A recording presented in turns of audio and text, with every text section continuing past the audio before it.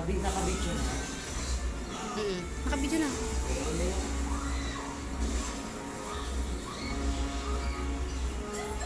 Ayan po, mga friendship. Actually, ano mo dito? Ang buhok niya ay dalawang kulay. Itim at saka gold, which is golden yellow.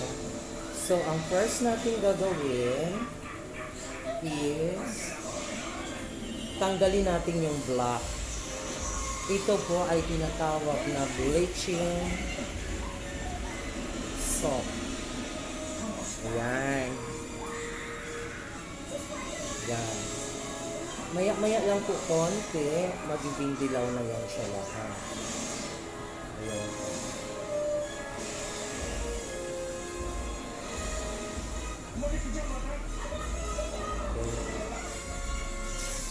Naka-record na siya. Tama na, Beng. Stop mo na.